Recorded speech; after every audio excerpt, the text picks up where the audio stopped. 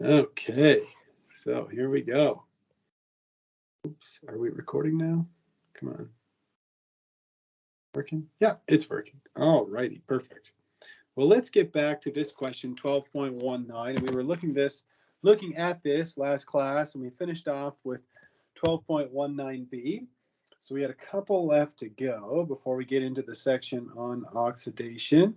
But let's start out with question 12.19c. So we're taking a secondary alcohol and we're converting it into a secondary alkyl chloride. And you notice that there's an inversion of configuration. So we have an inversion of configuration, and that tells us that there must be an SN2 reaction involved. And so if we have an SN2 reaction, the way that you would have learned how to do this in Organic Chemistry 1 is to convert the alcohol into a good leaving group by treating it with tazol chloride and pyridine. And then once you make the tazolate, you can simply displace that with sodium chloride. So we would just put sodium chloride in the second step. Chloride is a great nucleophile. It's a really weak base. So that would affect this transformation. However, last class, we also learned that phosphorus tribromide, or PBr3, will affect the same transformation. So we could put here, or phosphorus tribromide. There's probably room for me to stick that underneath the arrow. So either one is going to work. And if we go back in the notes just a little bit, so we go back to the section where we looked at the phosphorus tribromide mechanism, I told you I'm not going to ask you to repeat this mechanism. However, I do want you to understand the concept that we take the hydroxyl, which is a bad leaving group, convert it into a good leaving group, and then when the bromide comes in and attacks the good leaving group, it attacks via an SN2 mechanism. So we have nucleophilic attack, right? That's this arrow here. And then we have this arrow, which represents the loss of leaving group. And so we get inversion of configuration. So you need to be aware of that. And that's why these conditions, PBr3 or phosphorus tribromide, works very well for this reaction. All right, did I put PBr3 when I meant to put thionyl chloride? I did. I think I need another cup of coffee, so I'll just move this down. Here is where I meant to put that. Anyhow, what I was getting at, sorry, was that we could also use thionyl chloride in pyridine. So I'll put or SOCl2 in pyridine. So I'm kind of need to back up here and go back to the mechanism of thionyl chloride. So same rationale. You take a bad leaving group, you convert it into a good leaving group, and then we have an SN2 reaction, but it's a chloride, not a bromide. So that was my mistake. We need thionyl chloride and pyridine to affect this transformation. All right, my mistake. Okay, let's go back here and recollect. And so is there any other set of conditions that we could use for this reaction? I suppose that we could also do something similar to the first one here where we use tazol chloride and pyridine. So if I just copy this and paste it over here, we could do something similar, except now we would replace sodium chloride with sodium bromide. That would work as well. So either one is totally fine. All right, well, let's move on to something new. And let's get into the task at hand today, which is to cover the oxidation of alcohol. So we went over oxidation states in the last class, and we talked about how when you evaluate the oxidation state of a carbon atom, you break the bonds heterolytically, and so the more electronegative element takes the electrons.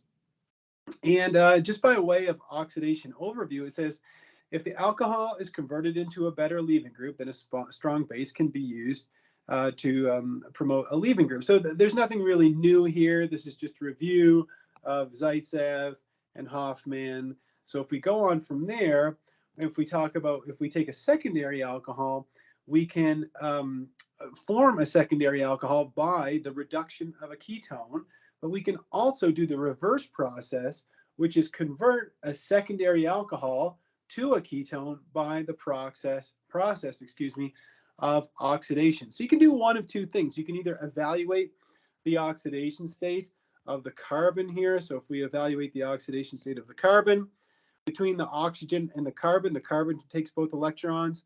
Between the carbon and the carbon takes both electrons. And between carbon and carbon, well, those are going to be split evenly. And so the carbon takes one electron from each one of these carbon-carbon bonds. And so the oxidation state of the carbon in this alcohol is going to be 0. Son of a gun, I didn't do that. So let me go back here. Our oxidation state is going to be 0. And if we do the same thing here, so now we have a carbon, and the oxygen is going to take all of the electrons from the double bond, and we're going to get 1 electron from each of the carbon-carbon bonds. So we take 4 minus 2, and we get plus 2. So we go from an oxidation state of 0 to plus 2. And we know that oxidation is losing electrons. And since we lost 2 electrons, this is an oxidation process if we go from the alcohol to the ketone. And so the question that we want to answer in section 12.110, section 12.10 is how do we affect an oxidation? And I'm going to teach you a few methods, and I'm going to try to put names to those methods so we have a very quick method of communicating those names with one another. All right, so we're going to start out with the oxidation of a primary alcohol. Then we're going to look at secondary alcohols. Tertiary alcohols, as you read in the textbook, they do not oxidize. So let's start out with a primary alcohol. And you should remember that a primary alcohol is one where the alpha carbon has 1 R group and 2 hydrogens attached to it. So that is a primary alcohol.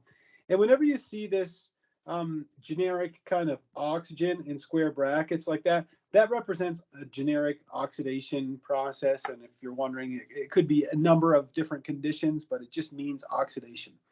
So if we take a primary alcohol and we oxidize it, what's going to happen first is it's going to get oxidized to an aldehyde. So you can see that we gained a bond between carbon and oxygen, and we lost a hydrogen, or we actually lost 2 hydrogens along the way.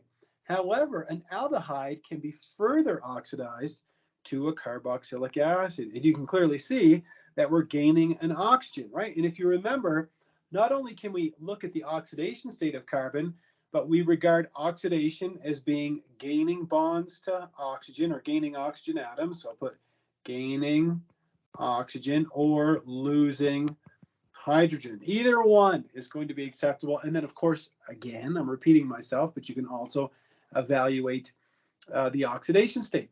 So if we take a secondary alcohol, we can oxidize that, but it can only be oxidized to a ketone. So pay close attention here, is that the secondary alcohol is always going to be oxidized to a ketone. It does not get oxidized any further, but a primary alcohol will always pass through an aldehyde before it gets completely oxidized to a carboxylic acid. And I know you're all very astute students, and you might be wondering, well, is there any way that I could just stop here? Could I stop the reaction at the aldehyde? And the answer is yeah, we can. And I'm going to teach you a couple of reactions that will take the primary alcohol all the way to the carboxylic acid. And then we'll also look at one that is going to cause it to stop right at the aldehyde. In fact, we'll look at a couple of those. All right, so let's move on from there, and let's talk about the oxidation of tertiary alcohols. And a number of years ago, I had a student who was taking this class with me, and he loved memes about organic chemistry. And he said, he said, organic chemistry, the study of a bunch of rules and then the exceptions to those rules. And I admit there are a lot of exceptions in organic chemistry. However, here is one rule that there is no exception to. So you can even scribble that on here. No reaction, and there's no exceptions to this rule. And that is that you can't oxidize a tertiary alcohol. It doesn't oxidize. And if you're wondering, well, why doesn't it oxidize? Well, something that I didn't mention when we looked at, good one, Audrey, good one.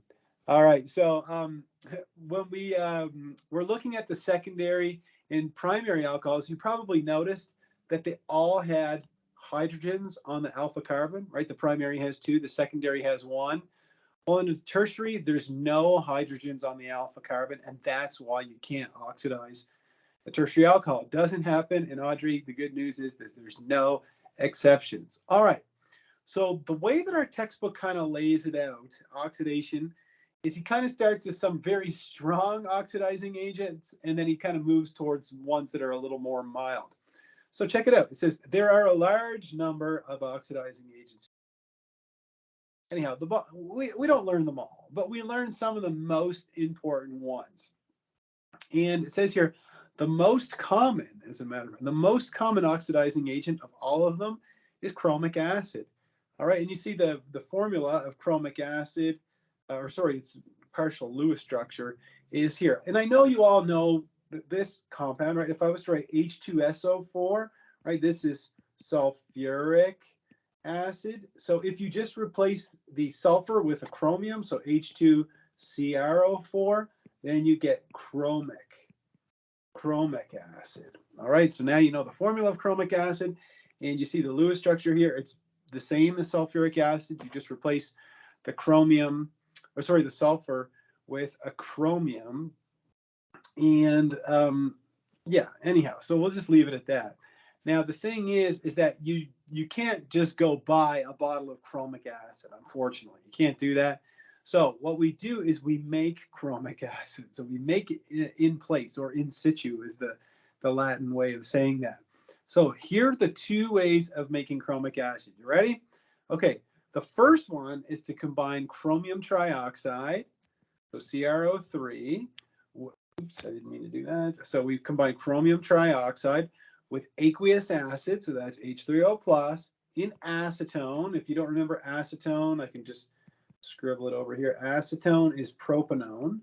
It's the simplest possible ketone known to man. Okay, so you mix those three reagents, and that makes chromic acid, and then it affords your oxidation. The other option is a little bit longer. It's to mix sodium dichromate, and I don't know if you remember the dichromate ion, but it is one that you would have learned in General Chemistry 1. So the formula is Na2Cr2O7, so sodium dichromate, and then you mix that up with sulfuric acid and water. Okay, so you combine all three of those reagents, and they both do the same thing. All right, they both do the exact same thing.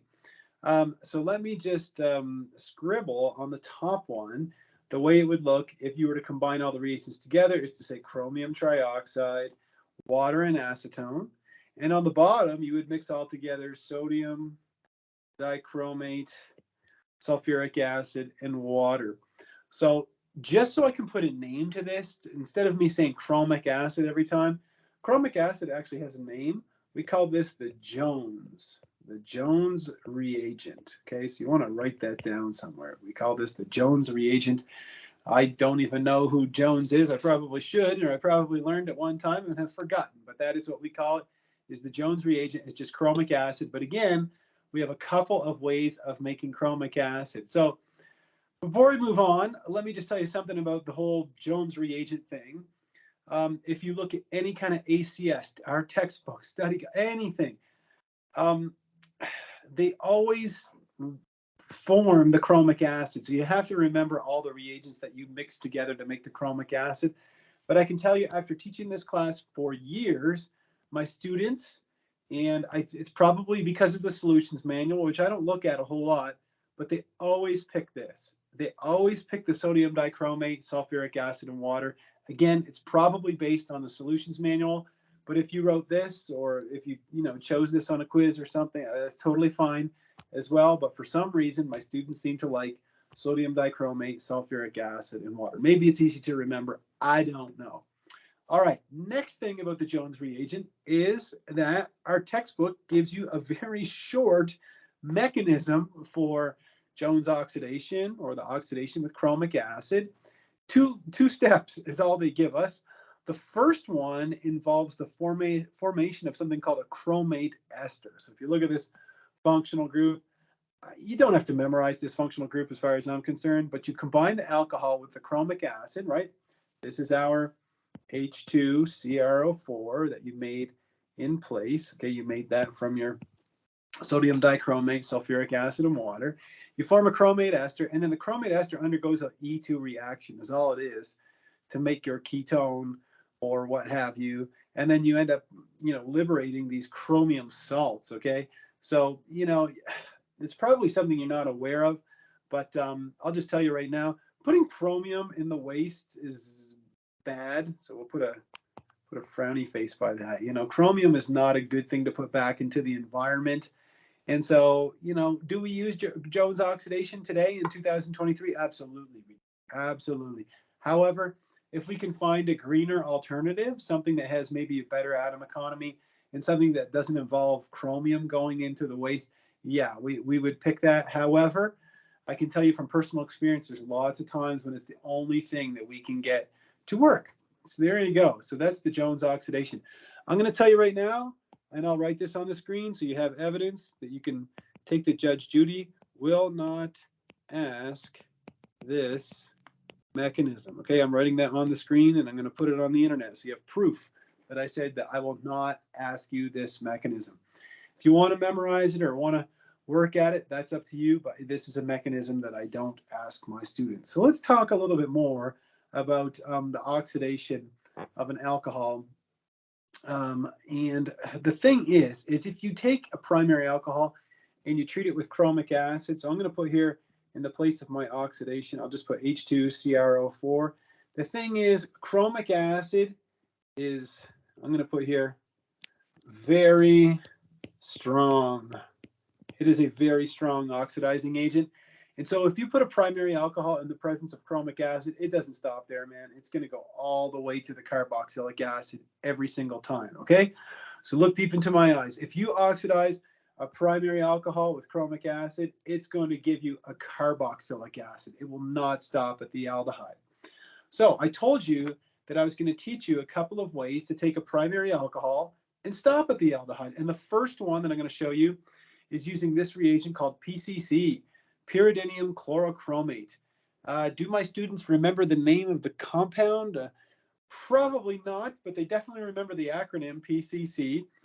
And PCC is just a wonderful reagent. It's an orange solid at room temperature, and it does have chromium in it, but it's a lot easier to work with in the Jones reagent for various and sundry reasons. Number one, you don't have to prepare it. You can purchase it, and you just mass it out on the balance. You put it in the reaction mixture in a solvent like dichloromethane at room temperature and stir it around, and that will give you an aldehyde. So if you want to make an aldehyde, PCC is a great, great reagent to do it. And you see the structure over here of pyridinium chlorochromate. Again, it's got chromium in it, but it's a very effective reagent. And again, you don't have to make it. So you don't have to mix up a bunch of, sodium dichromate and all that kind of stuff.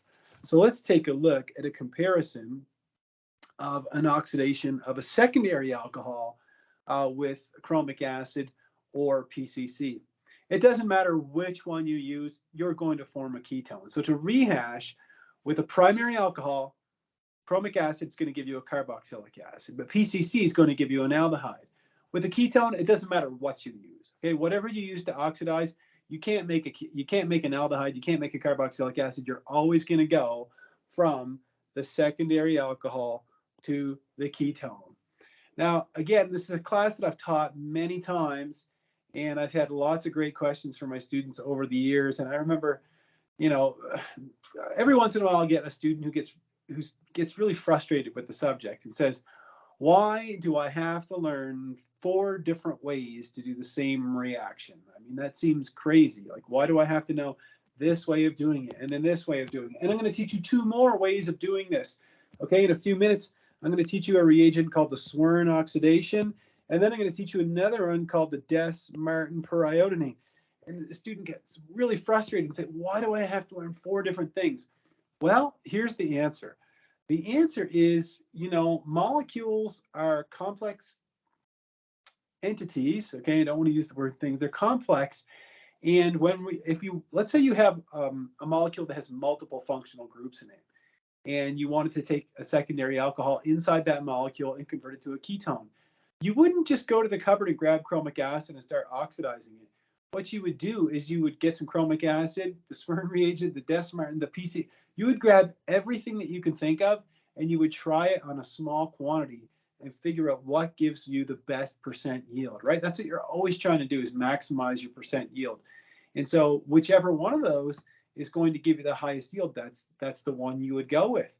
And if you're sitting there thinking, well, come on, you're the expert, don't you know which one is going to give you the best yield? No, I might have an intuition as to which one would be the best, but really we call this substrate specific. It really means that if you're making a molecule that nobody has ever made before, then you're really going to have to try a few things to find out what the best reagent is. And we can't always answer that unequivocally, and that's why they call it research, right? You do it over and over again. And hopefully that will relieve any frustration by somebody who's doesn't want to learn a bunch of reagents, because here's the next one. So the next one I want to show you is what's called the Swern oxidation reaction. I've done this one many times in my life.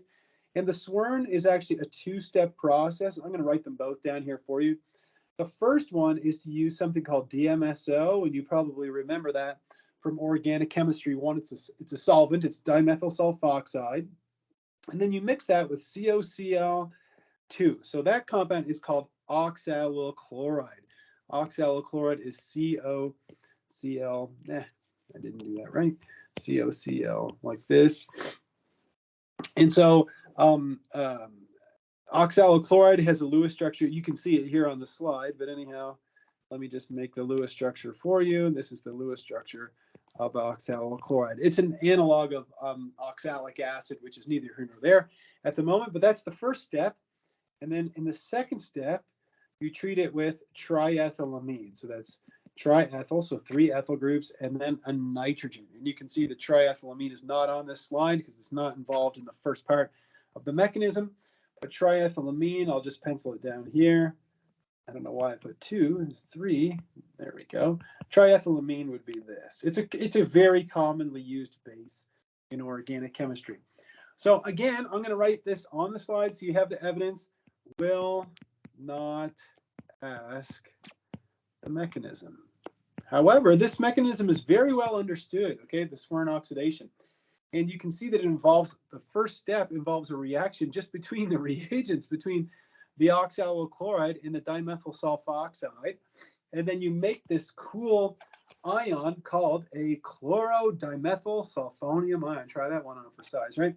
And you can also see that you liberate gases in the first step. So based on Le Chatelier's principle, this is a reaction that works really, really well. So you make this chlorodimethyl sulfonium ion. Again, you don't have to know the mechanism, but this is what the oxidant is. So now in the second step, you see how the chlorodimethyl sulfonium reacts with the alcohol, and then we end up doing some successive proton transfers, and then a really cool, where's my yellow pen, intramolecular proton transfer and loss of leaving group occurring simultaneously to give you the ketone. So you take your secondary alcohol, convert it to a ketone, and you end up making dimethyl sulfide. If you remember, does anybody remember where we saw DMS before? And it's not a trick question. I haven't asked many questions today because it's kind of all new stuff. Does anybody remember where we saw DMS? Exactly. It was in ozonolysis, right? So something I'll tell you about DMS is this very, I'll just put here, very strong odor, okay? And when I say very, I'm talking chemistry very strong, okay? We're talking a chemistry lab. It's so strong that if you do a Swern oxidation and a chemist walks into the room, she or he is going to say, oh, somebody is doing the Swern reaction here. Everybody will know. Okay, I've done it many, many times. And you're thinking, well, maybe I'll work really cleanly. I'll be very careful. Everybody will know that you're doing the Swern. So it does have a downside. It doesn't involve chromium, but it does make something that's really stinky. So that's, something to think about.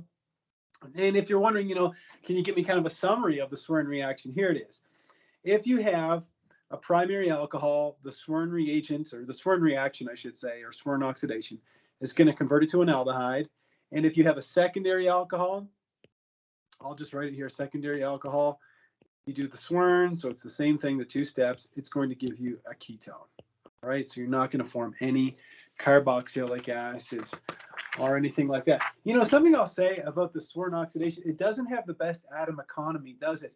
You go back and look at the mechanism, there's a whole bunch of, parts of the reagent that just end up in the waste, really.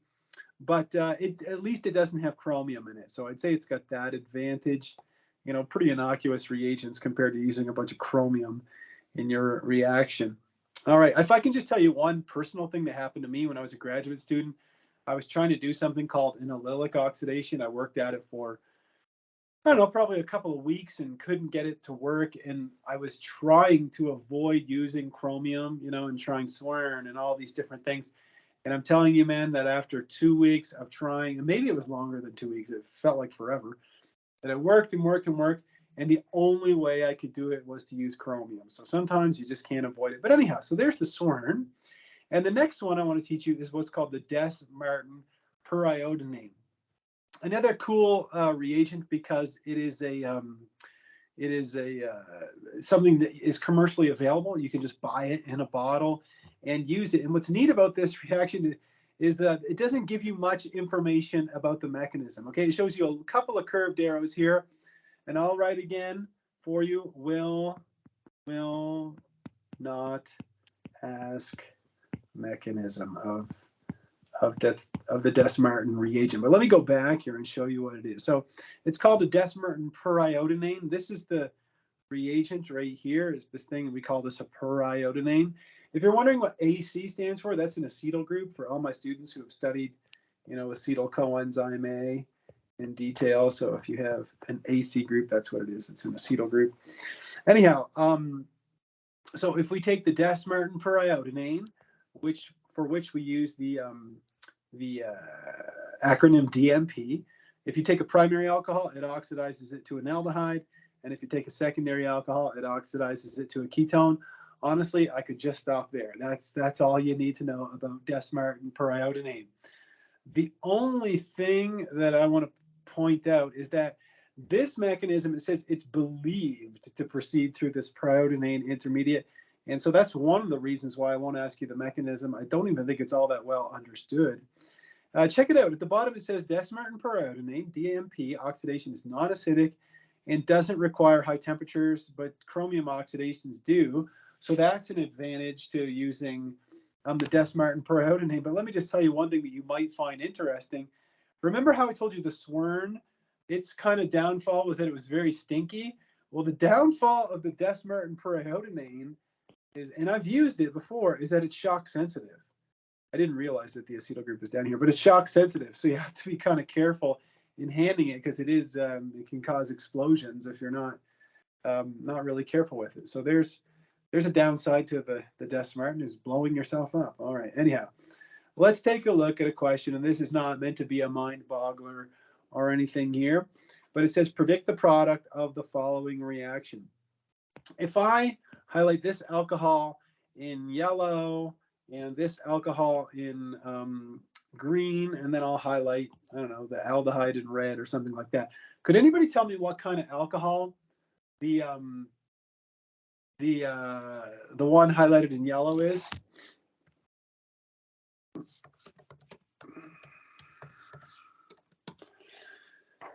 Yeah, it's a secondary alcohol. Thanks, Tiana. Absolutely. So Tiana asked a good question. She said, okay, well, for these reagents, do I have to be able to draw all the side products? The answer is no. Just give me the product, man, and that is good enough. Okay, Tiana, what about the one in green? What kind of alcohol is that one? Yeah, exactly, primary. And then I have an aldehyde. Okay, so the secondary alcohol, what is it going to get oxidized to with chromic acid, right? This is chromic acid. Could anybody answer that? Secondary alcohol, it's going to be oxidized to a ketone. That's right. So this is going to give us a ketone. Yep, perfect. What about the primary alcohol? What's that going to be oxidized to? Anybody? Primary alcohol with the Jones reagent. Remember, it's going to oxidize it to hell and back. Yes, exactly. It's going to give us a carboxylic acid. And the same thing with the aldehyde. The aldehyde is going to get oxidized to a carboxylic acid as well. So put here carboxylic acid. Thanks, Audrey. Perfect. So now to draw our product, all we have to do is, let me count here, 1, 2, 3, 4, 5, 6, 7, 8. So 1, 2, 3, 4, 5, 6, 7, 8. So the aldehyde is going to get oxidized to a carboxylic acid. The secondary alcohol is going to be oxidized to a ketone.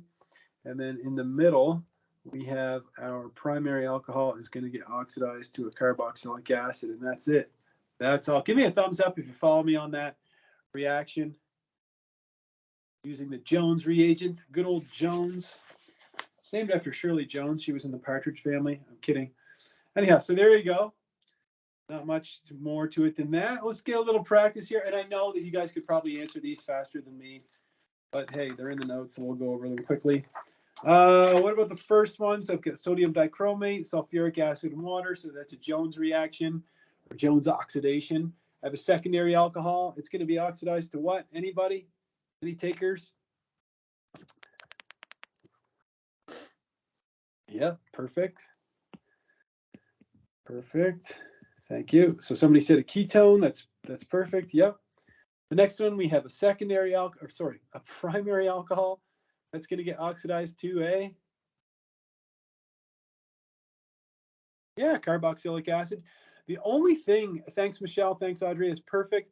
The only thing I would caution my students on, and this, you probably know this stuff frontwards and backwards by now, but I just want to make sure, is that make sure you count the carbons carefully, right? 1, 2, 3, 4, 5, 6, right? So that sixth carbon, if I highlight that in yellow, right, that's the one that's going to be part of the carboxyl group in the final product. So if we have something that looks like this, right, you're going to have, there we go. All right, so we'd call that cyclopentane carboxylic acid. Pretty interesting name. The next one, so this one again, this is a Jones oxidation. This is a Jones oxidation. This one, what do we call this one with DMSO and oxalyl chloride? Anybody have a name for that? Named after who? Dr. somebody. Dr. Swern, yeah, there we go. The Swern oxidation. Anyhow, so that's going to oxidize a primary alcohol to an aldehyde. Thanks, Jalen. So we'll scribble that down. Cha-cha-cha-cha-cha. There we go. All right, and the last one, we're using Des Martin. So we'll scribble that down. The Des Martin periodinane. And that's in dichloromethane. So the primary alcohol is going to get oxidized to an aldehyde, and the aldehyde is not going to get oxidized, right? To oxidize an aldehyde, you have to use the Jones reagent. And so we'll scribble down the answer to this one. So bear with me. So we don't change the stereocenter at all. We've got an aldehyde here now. And we end up with this trans dialdehyde. And there you go. That's it, man. That's it for oxidation. So if you notice something about section 12.10, did you notice that I wrote will not ask, I think, next to every single mechanism? And that's kind of a thing that even when I was a student, when I took this class, back in 1995, I remember oxidation, there's not very much that they ask us or that we ever ask students about oxidation mechanisms. I will ask the mechanism of things like the Grignard and stuff like that we looked at earlier. But anyhow, that covers all of the new material for chapter 12, okay? There are 2 more sections. There's a part about biological redox reactions. So they have, you look at NADH, which is a reducing agent, right? It can donate a proton and a pair of electrons and get oxidized to NAD+. For anybody who studied glycolysis and beta oxidation of fatty acids and things like that, the electron transport chain, you've seen NADH, which is an enzyme. Anyhow, sorry, not an enzyme. It would be a coenzyme, I guess. Anyhow, and then the next, sorry, so I'm not going to go over this part. I'm going to skip it because I don't ask any questions about the citric acid cycle. Then there's a little section in 12.12, which again falls under the umbrella of cellular respiration. It talks about hydroquinones, and I skipped that because we don't ask any questions about that. It's also not covered on the ACS final or anything like that, so we skip this part as well. All right, and the whole part about ubiquinones, again, I recommend reading these sections, which will only take you a few minutes, but I don't cover that as well. So that brings us to section 12.13, which is our last section in chapter 12. And this is really what you're going to focus on over the next few days before quiz 12, which are synthesis strategies. So you have to know all of your reactions frontwards and backwards. And there's honestly no new reactions on this slide, are there? There's everything that you've seen here is something that you've used before. So we're going to move on to the next slide where we see a bunch of things that are new, right? We talked about pyridinium chlorochromate oxidation, which can oxidize a primary alcohol to an aldehyde. Then we looked at reduction. with lithium aluminum hydride. So we talked about LAH reduction. We looked at Jones oxidation and all those kinds of things. So you need to know these reactions really well. There's nothing, actually there are some new reactions here because we talked about reduction in this chapter. So you need to know sodium borohydride reduction and lithium aluminum hydride reduction, both of them, what they're capable of. And even this slide doesn't have everything that we looked at, but it has a lot of the chemistry that we covered. Not everything, but quite a bit of it. And so, I don't know, you could print this out maybe and practice, filling it in or something like that. But something that's missing from this slide would be Grignard chemistry, okay? And we studied Grignard chemistry in this chapter. And the reason why it's so important is because we don't have very many ways. In fact, I think this is the first way that we've learned to make a carbon-carbon bond in organic chemistry. If you think about organic 1, I don't think I ever covered a way to make a carbon-carbon bond, but now we're looking at it. And so if you take a ketone and treat it with a Grignard, so here we have a ketone, we get a tertiary alcohol. So this is a tertiary alcohol. If you have an aldehyde, you get a secondary alcohol. And then if you have a ester, in that case, you have to use excess of the Grignard. So this is an ester. And then you end up with a tertiary alcohol as well. All right. So you need to know these are Grignard reactions, and you have to know how to use them. And yeah, so the next section just deals more with synthesis strategies than anything. And I want to take a look at a couple of questions with you before we take a break and come back to solve some more problems here. But let's say you wanted to do a reaction like this one here, where you have an aldehyde. All right, we have an aldehyde, so we have a proton on this side of the carbonyl, and we want to replace that with an R group. Well, we can do that by reacting it with the appropriate Grignard, right, using RMG BR or something, right, some kind of Grignard reagent, and that's going to add the R group to it. But then you have to do an aqueous workup with water or aqueous acid, and then that's going to give you an alcohol, right? And so you have to know, how can I convert that secondary alcohol into a ketone? And so you could use Des-Martin or PCC or Jones, what have you. And so you've got to be really confident in your abilities in all of these reactions that we covered in this chapter, besides the ones in the other chapter. So I'm going to come back to these questions in a little bit. I wanted to start doing some practice as a group with question 12.26a. So question 12.26a, I think, is very pertinent. And we're taking an aldehyde, and then we're adding a couple of carbons on the end here, right? So we want to add these 2 carbons on the end. Could anybody start me off on this one? What kind of reagent, or could anybody tell me where I'm going to start here to add 2 carbons? I've got a total of 8 carbons in the starting material and 10 carbons in the product. Has anybody tried this one, I guess? Or does anybody have an idea? And don't hesitate to unmute your mic or just holler at me. I think I would do it this way, or you're doing it wrong. How would I add 2 carbons to the end here? Anybody could give me a name? Yeah, I'd want to use a Grignard reagent, wouldn't I, Tiana? Absolutely. Thanks, Avishi. Absolutely. Yes. I couldn't agree more. So I'm going to see if I can find enough room here to scribble the whole thing down. So what my students are saying is, they're saying, well, look, you need to add an ethyl group to the end. And so why not use ethyl magnesium bromide? Now, I'm going to put some mechanistic steps in here just so you follow along with me, right? Because remember, the ethyl group and ethyl magnesium bromide, right? I told you that you could write it as, oops, where's my black pen? You could write it as ethyl magnesium bromide, but I said you could also treat it like it's ionic. Right? I'm getting excited now. You can treat it as if it's ionic, and so this is going to be a crazy good nucleophile, isn't it? It's also a strong base, but there's nothing acidic here.